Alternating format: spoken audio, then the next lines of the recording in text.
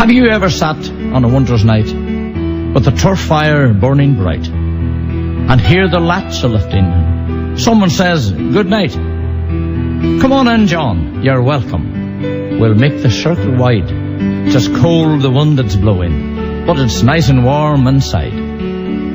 Come up and pull a chair up, you must be frozen stiff. I think the snow's not far away, tomorrow could be rough. Here, fill your pipe and light it and give your shins a heat. Get that dog down from the fire so as John can warm his feet.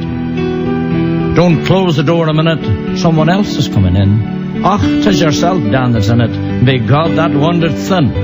That's a terrible night for some poor man that has to live alone. You'd be frozen in the bed without a woman of your own." Then, seated round the fire, the stories would begin. It was like a competition to see which of them would win. They would talk about the weather and what happened at the fair. Then John would tell about the day that Mickey yoked the mare. To listen to their stories, it would scare you half to death, about the man who fainted when he felt the devil's breath, and the ghosts they saw on lonely roads when going out to rake, or the man that heard the banshee when coming from a wake. With imagination flowing, they could entertain the town. Then Hughie would tell about the time he worked in the county down, and Dan would sing a wee song about the man up from Tirlin, or about the men in Brockus and what they did way back on time. The kitchen table would then be set and a pot of tea was made. "Sit over there and take a sup. Dan, sit up at the head." There'd be plenty of homemade butter and raisin bread to fill a plate. Maybe a cake of hard oaten would sit before the grate. When the tea and all was over, with the fiddle in his hand, Hughie would play the reels and jigs and sing the Candy Man.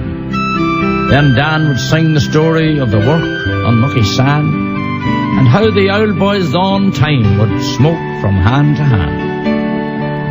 Then John would say, "It's getting late, we better say good night. I think the wind has settled, the moon is shining bright. The nights are at their longest, there's no day in it now. It will be another month or two before a man could plough." Those days of long ago have passed, and the men, they have all gone. But the memory of their happy ways in my mind they linger on.